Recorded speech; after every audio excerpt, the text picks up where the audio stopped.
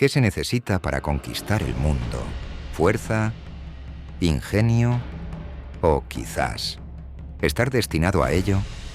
Con solo 20 años, un joven heredó un reino rodeado de enemigos, y en apenas una década lo transformó en el mayor imperio que el mundo antiguo haya conocido.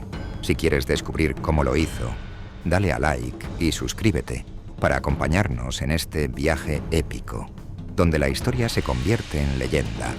El conquistador que cruzó montañas, desiertos y océanos, persiguiendo un sueño imposible. El hombre que lloró al descubrir que ya no quedaban más mundos por conquistar. Esta es la historia de Alejandro Magno. En el año 356 a.C., en Pela, Macedonia, nace Alejandro, hijo de un rey, el rey Filipo II, ambicioso y brutal, y su madre Olimpia, que le cuenta historias en las cuales lo hace protagonista de ellas, diciéndole que es hijo del dios Zeus, quizás, por tener un rasgo que podía parecer divino, pues tenía heterocromía, un ojo marrón y otro azul. También se dice que su cuerpo desprendía un aroma dulce, natural. Alejandro crece leyendo a Homero, admirando a Aquiles, jurando superarlo. A los 10 años, ocurre una escena que lo inmortaliza, pues un caballo salvaje fue traído ante el rey Filipo. Nadie era capaz de montarlo. Indomable todos fracasan en su intento. Pero Alejandro observa algo distinto. Nota que el animal se asusta de su propia sombra. Con inteligencia y calma, gira el caballo hacia el sol para que no vea la sombra, lo acaricia y después, cuando estaba en calma, lo monta. Filipo, emocionado, le dijo: «Hijo mío, búscate un reino que sea digno de ti, porque Macedonia es demasiado pequeña». Ese caballo se llamará Bucéfalo, y no será solo una montura, será su compañero en la conquista del mundo. Desde el Gránico hasta el Indo, Bucéfalo cabalgará junto a Alejandro, y solo la muerte los separará. A los 13 años, es alumno de Aristóteles. Con 16, ya gobierna en ausencia de su padre, y a los 18, dirige su primera carga en la batalla de Queronea, donde una coalición de ciudades griegas, incluyendo a Atenas y Tebas, intenta frenar la expansión macedonia. En plena batalla, Alejandro lidera la carga del ala izquierda, rompe las filas enemigas y demuestra que su nombre ya se escribe con sangre y acero. Es su primera gloria militar, pero al llegar a casa, en palacio, no hay paz, pues el rey Filipo se casa de nuevo, esta vez con una noble macedonia. La madre de Alejandro, Olimpia, es desplazada, y con la nueva unión surge un temor. Si nace un hijo de sangre completamente en Macedonia, Alejandro podría perder el derecho al trono. Durante el banquete de bodas, estalla una pelea. Uno de los tíos de su nueva esposa insulta a Alejandro y pone en duda su linaje. La discusión termina en una ruptura total. Alejandro abandona la corte con su madre.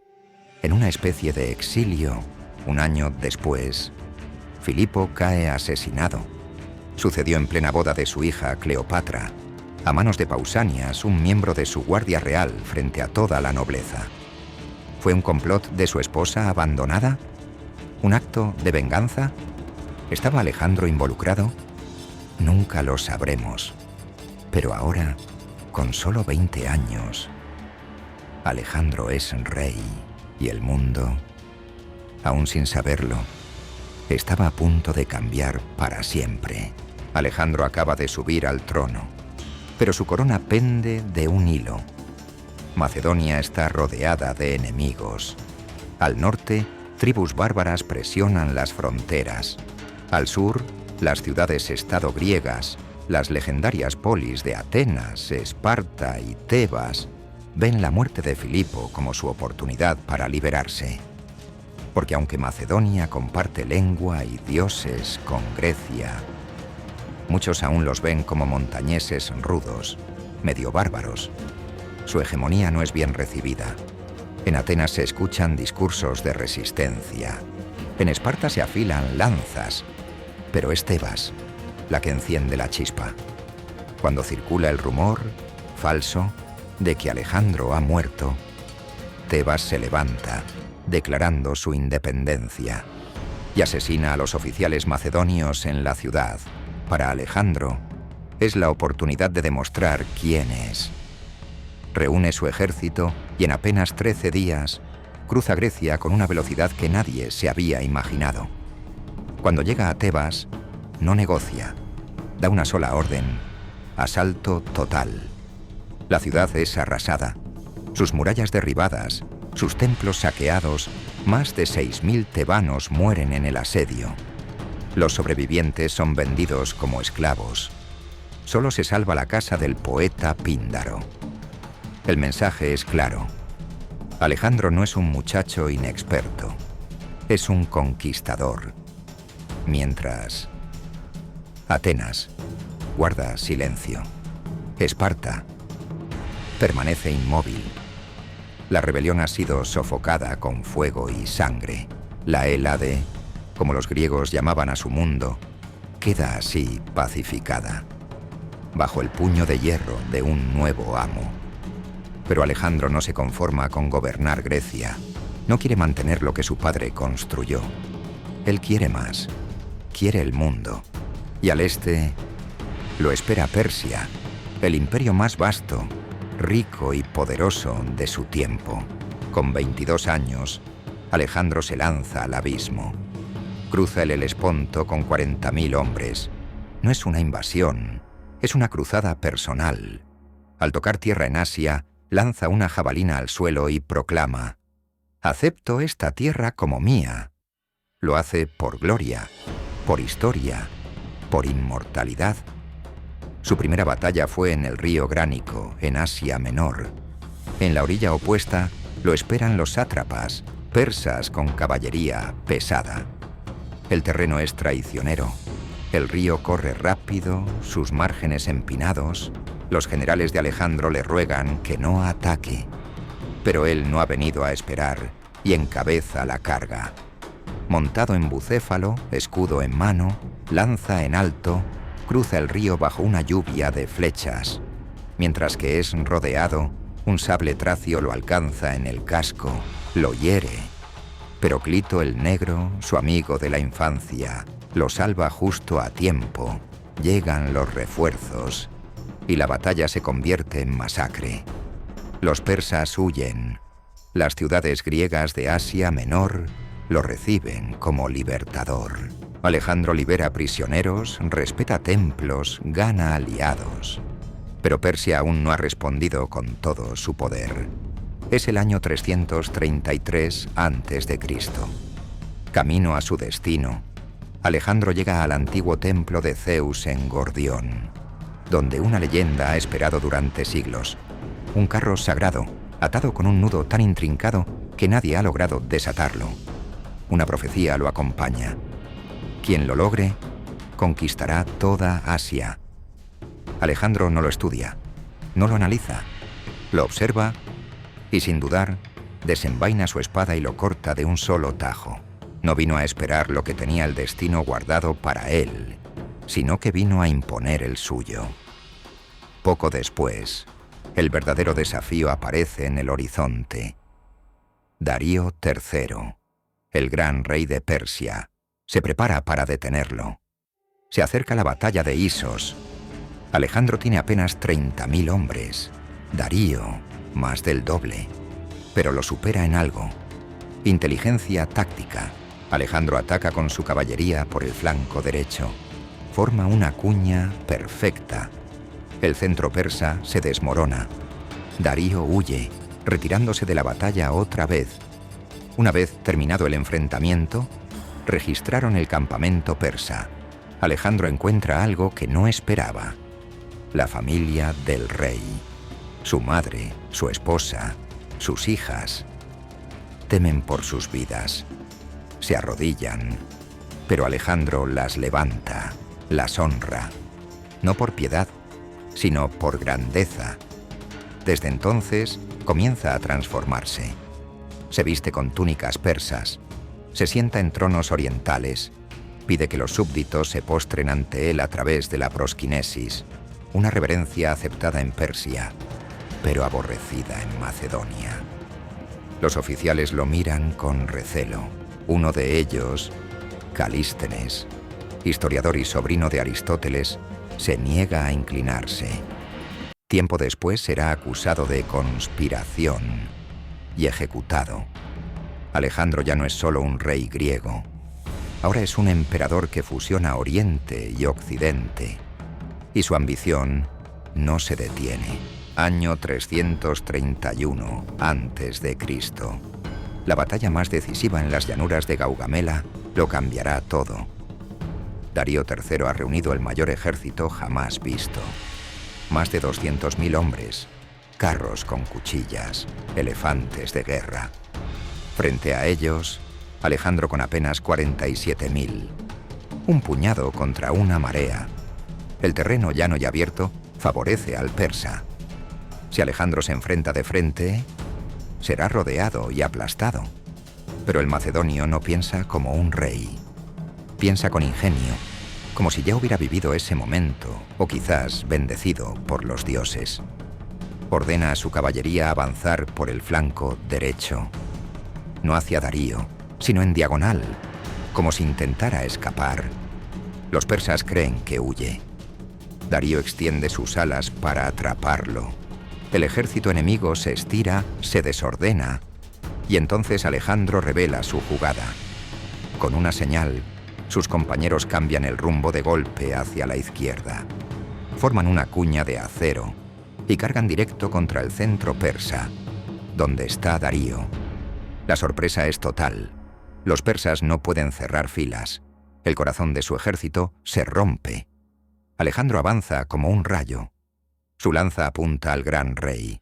Darío, aterrado, da media vuelta y huye en su carro, abandonando a su pueblo y a su imperio.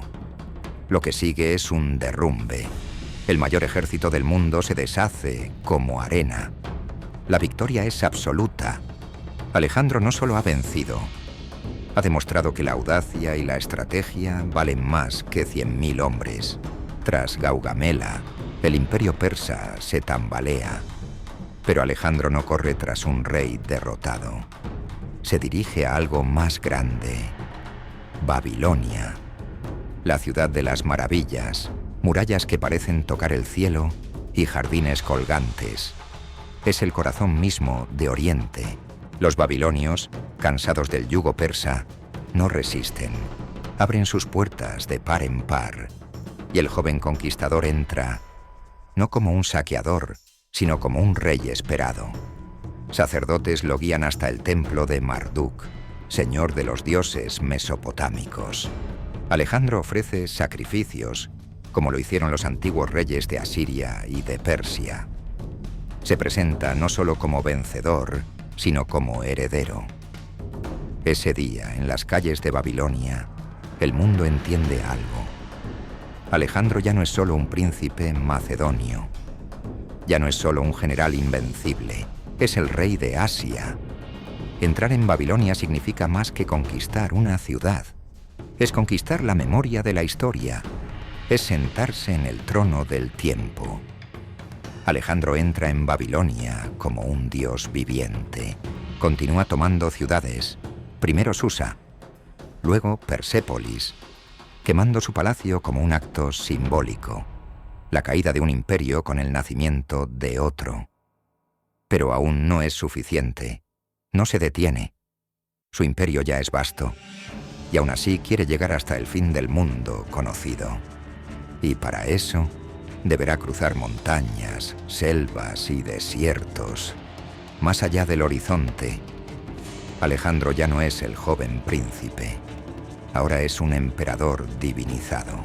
En el año 332 a.C., Alejandro marcha hacia Egipto, entonces dominado por los persas. Pero no encuentra resistencia. Es recibido como un libertador. Los egipcios lo aclaman. En Menfis es coronado faraón. hijo del sol. Alejandro no lo toma como un gesto simbólico. Cree en su divinidad. Viaja al oasis de Siwa, en el desierto líbico. Allí el oráculo de Amón, el Zeus egipcio, le confirma su destino. Eres hijo de un dios. Inspirado decide fundar una ciudad cerca del delta del Nilo. La ciudad de Alejandría. No será solo una urbe, será su legado. Una ciudad griega en el corazón de Egipto. Un puente entre Oriente y Occidente. Con puerto, biblioteca, faro y su nombre escrito para siempre en la historia. Alejandro nunca la verá terminada, pero su leyenda vivirá allí por siglos. La caída de Persia no detiene a Alejandro. No quiere coronas, quiere trascender, ser inmortal. Y para eso, marcha aún más lejos. En el año 327 a.C., se lanza hacia lo desconocido. El Hindu Kush, una cordillera salvaje, helada, impenetrable. Alejandro y sus hombres cruzan a pie por pasos nevados, a más de 3.500 metros de altura. Decenas mueren de frío, avalanchas y hambre. Pero llegar al otro lado no es el final, es solo el comienzo. Entra en la región de Bactria y Sogdiana, lo que hoy serían partes de Afganistán y Uzbekistán. Aquí no hay ejércitos, hay resistencia tribal, rebeliones interminables, guerras de desgaste. Alejandro cambia su forma de luchar. Ya no comanda batallas masivas. Ahora libra guerrillas, asedios, emboscadas. Aquí conoce a Roxana, una princesa sogdiana. Se enamora. O quizás la une a su destino como gesto político. La convierte en su esposa. Su única esposa legítima. Una mujer oriental, una señal de lo que quiere construir. No un imperio macedonio, sino uno universal. Pero su sed de conquista lo empuja aún todavía más. En el año 326 a.C., atraviesa el valle del Indo, cruza selvas húmedas, lucha contra climas insoportables, enfermedades y pueblos que jamás habían visto una falange macedonia. Alejandro llega al río Hidaspes, en el actual Pakistán. Allí lo espera Poros, rey indio, señor de una tierra fértil y salvaje, con un ejército jamás visto por los macedonios. 30.000 infantes, 4.000 jinetes y 200 elefantes de guerra. Colosos blindados con torres en sus lomos y arqueros lanzando lluvia de flechas. Alejandro enfrenta algo nuevo, monstruoso. Y además, la naturaleza está en contra. Lluvias monzónicas, barro hasta las rodillas, un río crecido que parece imposible de cruzar. Durante días finge movimientos para confundir a Poros, hasta que una noche oscura, con una parte de su ejército, cruza en secreto río arriba. Cuando amanece, ataca por sorpresa. El choque es brutal. Los elefantes cargan con furia, aplastan hombres, los escudos no sirven.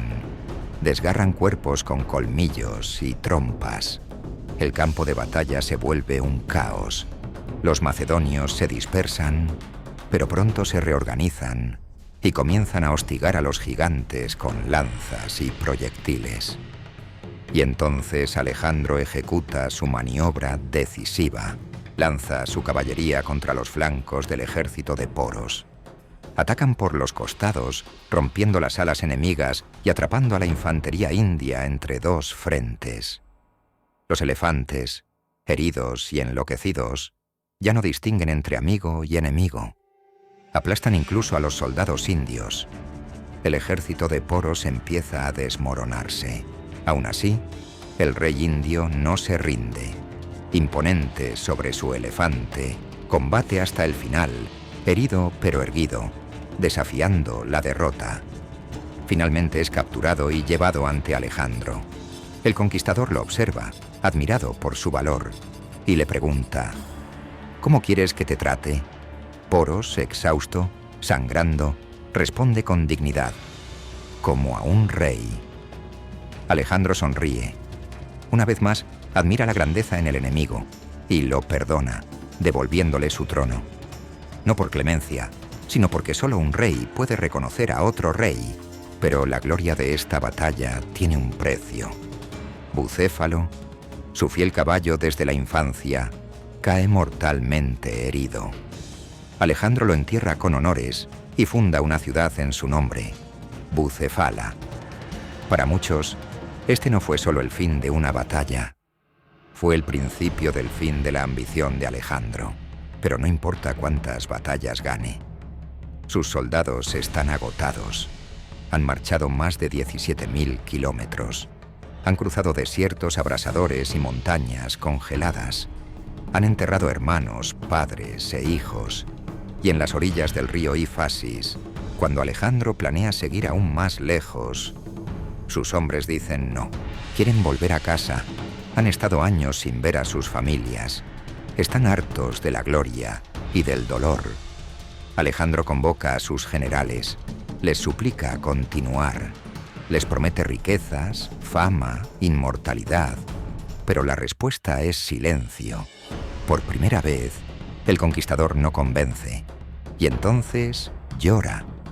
No de rabia, ni de miedo. Llora porque entiende que su sueño ha terminado. Llora porque ha tocado el límite de lo posible. Porque no quedan más mundos por conquistar. Y el suyo empieza a desmoronarse. Y así, Alejandro inicia el regreso. Pero no toma el camino fácil. Decide cruzar el desierto de Gedrosia nuevamente. Una travesía que se cobra miles de vidas. Finalmente llega a Babilonia. Allí planea nuevas conquistas. Arabia, Cartago, tal vez Roma. Pero el destino tenía otros planes. Fue durante un banquete que se empezó a sentir mal, con fiebre y dolor. Estuvo en silencio durante días. Alejandro yace inmóvil, incapaz de hablar, pero consciente. Algunos dicen que fue malaria, otros envenenamiento. Finalmente los generales se acercaron a él en su lecho, donde le preguntan: ¿a quién legas tu imperio? Alejandro responde con apenas un susurro: al más fuerte. Y cerró los ojos. Para siempre. No conquistó el mundo. Conquistó un sueño. Alejandro fue más que un rey. Fue una idea, una leyenda. Y todavía hoy, su sombra cabalga entre nosotros. Si esta historia te inspiró, dale a like, suscríbete y activa la campanita para seguir acompañándonos a descubrir las vidas de quienes se atrevieron a desafiar al destino. Porque la historia no está muerta, solo espera ser contada como merece.